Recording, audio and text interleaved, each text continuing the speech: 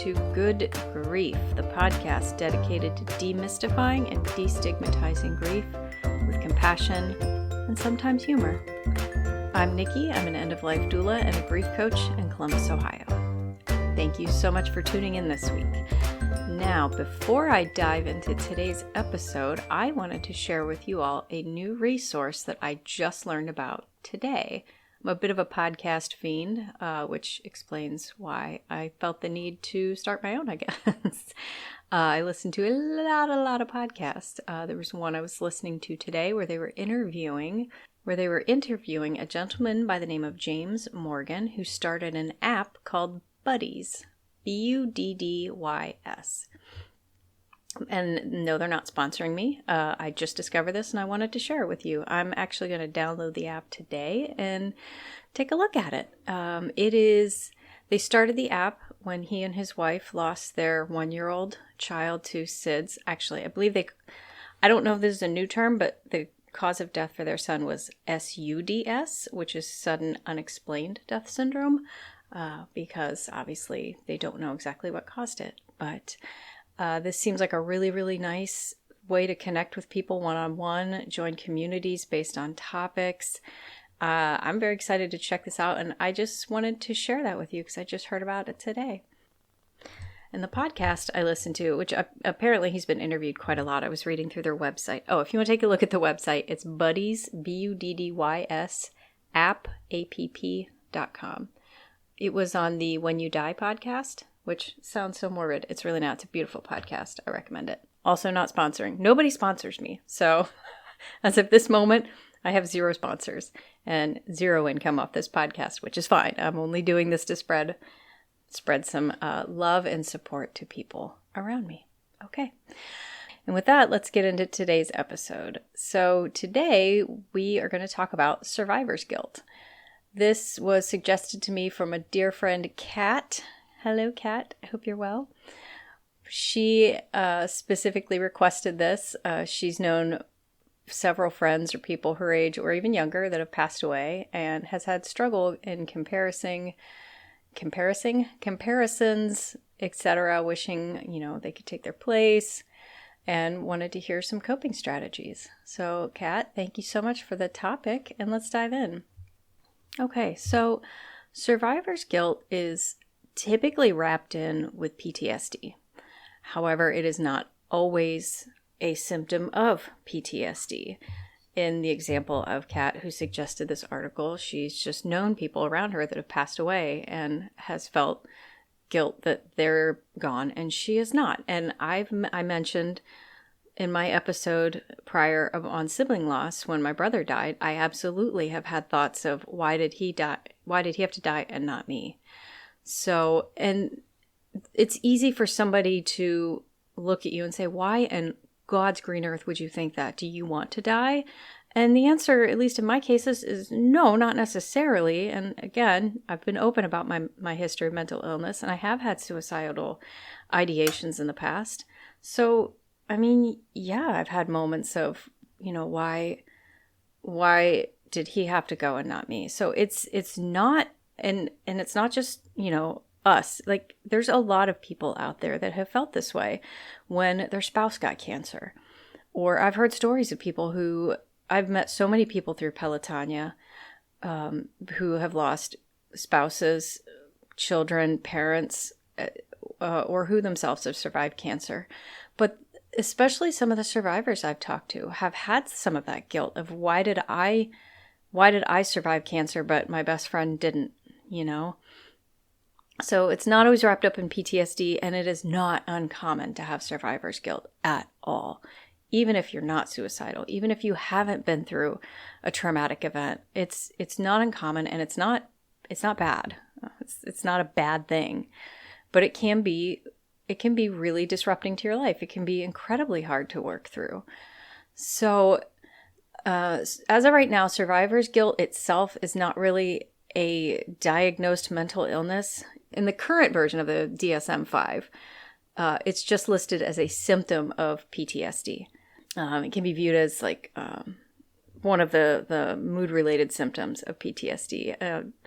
including things like, distorted feelings of guilt, negative thoughts about oneself, etc. And survivor's guilt is a lot like depression and grief, because it's a form of grief. You're grieving the loss of somebody, obviously, somebody around you, and you're associating your own feelings of guilt with that grief. So it is a form of grief, at least to me. I haven't found anything that says, yes, this is hardcore 100%. In my opinion, it's a form of grief. So symptoms of survivor's guilt are mirror grief symptoms, feelings of helplessness, irritability, lack of motivation. And if it is in tandem with PTSD, then there'd be flashbacks to whatever the traumatic event was, or obsessive thoughts about the event. I know after my brother passed away, because his death was relatively unexpected and sudden, but I absolutely had, I don't know that it would be PTSD. I wasn't there. I didn't see him, but I struggled with, everything that happened, and I definitely had obsessive thoughts about his death and how he died, etc. So some other symptoms, again, these are kind of your quote unquote classic symptoms of grief or depression: appetite changes, sleeping more, sleeping less. It can cause physical. We've talked about physical manifestations of grief: headaches, stomach aches, anxiety symptoms like racing heart, trouble, fast breathing, things like that. But it's the problem with survivor's guilt and I'm trying not to lump it together with PTSD, because it's not always associated. In most places you read about it, it is. It's like, this is just part of PTSD. And there can be arguments as far as, was a loss you suffered traumatic? And there's one of my former therapists would always say there's big T trauma and little t trauma. And almost anything can be a little t trauma, So maybe you lost your best friend to cancer or to suicide, and it was still, especially in the case of cancer, you obviously knew it was coming. You had a little bit of time to think about it, but it was still, losing that friend as a trauma, right? You can't deny that. And especially if it was sudden, like if they committed suicide or were in a terrible accident. I had a friend several years ago who was driving during a snowstorm and got hit by a car and spun out and hit several other cars and died immediately. And obviously that was very sudden. So that can be traumatic as well. So anyway, back to the actual survivor's guilt. Part of the trouble with it is it can lead to rumination or obsessive thought patterns. And that's when things like that start to happen. That's when you need to dive a little deeper and maybe reach out for some therapy or, a counselor, or it doesn't have to be a psychiatrist. You don't necessarily have to go that route, but you should talk to somebody, because once thoughts become obsessive or once you start ruminating too long, it interferes with their daily life. And when your daily life is being interfered with, that's when you need to reach out for a little extra help. But it's not uncommon to have obsessive thoughts and ruminations. And it's okay to, reach out to a friend, reach out to a counselor or a clergy member. Group therapy. Heck, check out this Buddies app I talked about. I'm actually kind of excited to download it and take a little looky-loo around. But things that can worsen survivor's guilt or forms of PTSD are as if you already have a history of trauma. If you have a history of mental illness or depression, if you already have low self-esteem, or if you lack social support, if you don't have a lot of friends, or you don't have good coping skills, that can just make everything a little bit worse. So just knowing that. There are, as far as coping mechanisms, if you just sit back and realize that your survivor's guilt is a form of grief, then it's going to be a little bit easier for you to cope with it, because we can all talk about how to cope with grief, right? And that's something you can find anywhere. There's a million suggestions on coping with grief online and anywhere you might look. But first of all, I would say step one is understanding that what you're feeling is grief, and it's okay. And you don't need to feel bad about it. If you have survivor's guilt, guilt is right there in the name. You feel guilty. Don't feel guilty, okay? But recognize that what you're feeling is grief. So allow yourself to grieve. And I'm going to do an episode on grief versus mourning because they are different things. Grief is the feeling, mourning is the activity. But allow yourself to grieve, so mourn. Do what you need to do to mourn that loss. Another thing that's suggested in some different places I found was do something positive for yourself or for other people. Like the guy who started the Buddies app that I talked about. He used possibly the worst, most traumatic loss you can suffer and took that and used it to create something to help other people. I'm not saying, you lost somebody and you're feeling bad about it. You need to go start a company or start a huge nonprofit organization. You don't have to do that, but, volunteer for a day somewhere, or just if you pass somebody on the street that looks like they're having a real shit day, sit down with them and say, you okay? Do you need somebody to talk to? Do something positive outward for other people or even for yourself. Like, I loathe using the term self-care just because it's a little overblown these days, but I appreciate self-care. And I've talked about how, when I'm in a bad place, sometimes I just flip through TikTok videos for hours at a time, which I haven't done that a lot lately. Maybe that's a good thing. But, if you need to spend a day watching Netflix, do it. If getting out and going for a walk helps, do it.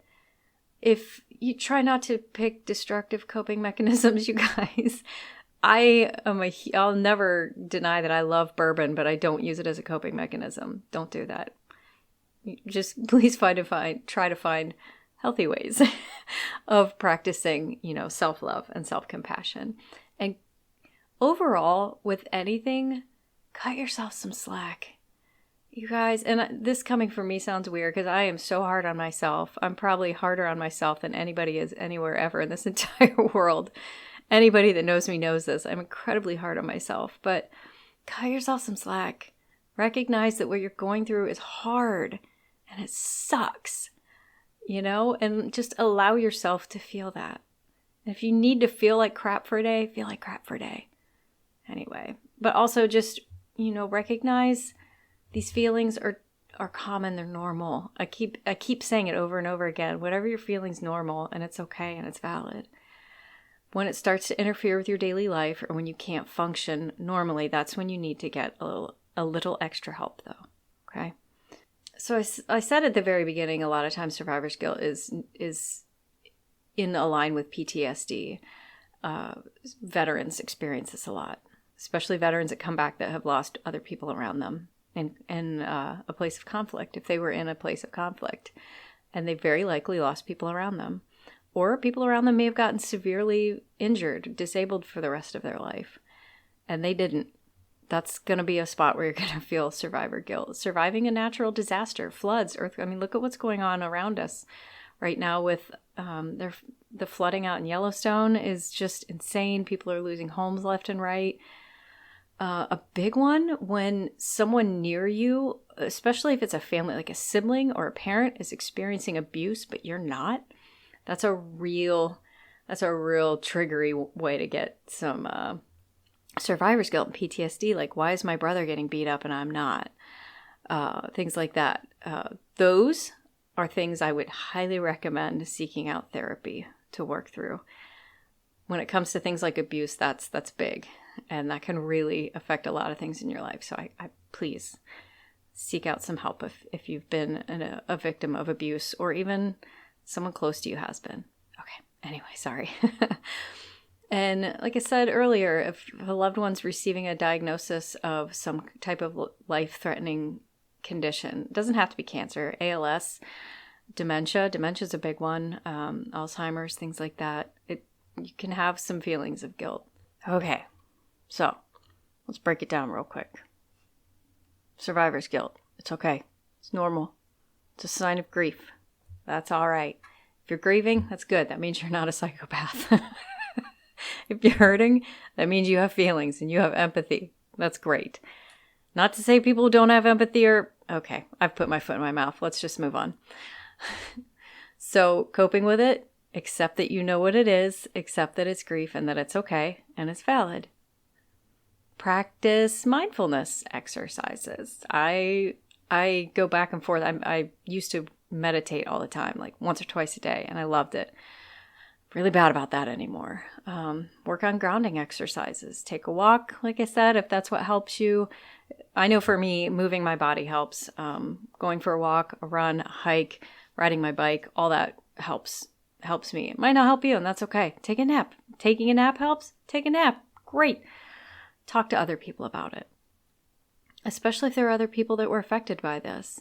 If it was a traumatic event that involved a lot of people, talk to other people that went through it. Maybe they're feeling the same thing and they need a little help feeling less alone too. Reach out, find support. If you need to find a support group, find a support group. Find a therapist that specializes in PTSD or survivor's guilt, things like that, or grief even. Talk to a grief coach. Haha. Again, I'll keep saying it. If it's interfering with your daily life and you can't function normally, you need more than a grief coach. I will gladly give up my work, and that's something I'm mandated to do. If somebody is showing signs that they need more deep therapy work, I cannot help them, and I need to refer them to therapy. So that is something that I would do, and any good grief coach would. So there you go. Kat, I hope that was helpful to you. Again, just recognize it's grief. I'll say it a million times, you guys. Whatever you're feeling's normal. That's okay. Thank you all so much for tuning in. I hope you are getting something out of this podcast. Please tell your friends about it. I'd really appreciate it. Like it, subscribe to it, follow it, leave a review, do the star thingy on Spotify, do the review thingy on Apple Podcasts. Please. Thank you. Check me out on Patreon. I know, everybody's got the Patreon. I'll just keep reminding everybody, my Patreon isn't paying for me to go buy bourbon. It is paying for me to provide pro bono work to clients that cannot afford to pay for my services. There you go. All right, now, it's time for the death deck. Yay! So I'm going to shuffle through my cards here, and oh, this one's fun. Okay. Secret ink. At the moment of death, a secret tattoo appears on your body that symbolizes something you stood for or believed in. What is it and where is it? Oh shoot, that's a good one. Gosh. I already have several tattoos. So, yeah, and most of mine have to do with things I stand for. Like I have a great big Pelotonia tattoo on one leg. I've got a beautiful memorial tattoo for my brother. Shoot. I guess for me, it's fairly obvious I spend most of my time trying to help other people. So things I stand for the most are human rights. So I don't know, man. Something to the effect of helping other people right over my heart, most likely, because that's who I am. All right. Thank you so much for tuning in. Shorter episode, but I hope you got something out of this. Remember, whatever you're feeling is normal. Feelings are valid. Grief doesn't always have to suck. Thank you so much. Good Grief was brought to you by me. You can find me online at nikkithedeathdoula.com. Today's episode was produced by me. Research and scripts written by me. Your host is me. Editing and sound design also me. Music is not me. Music is Cheery Monday by Kevin MacLeod. License information can be found at filmmusic.io/standard-license.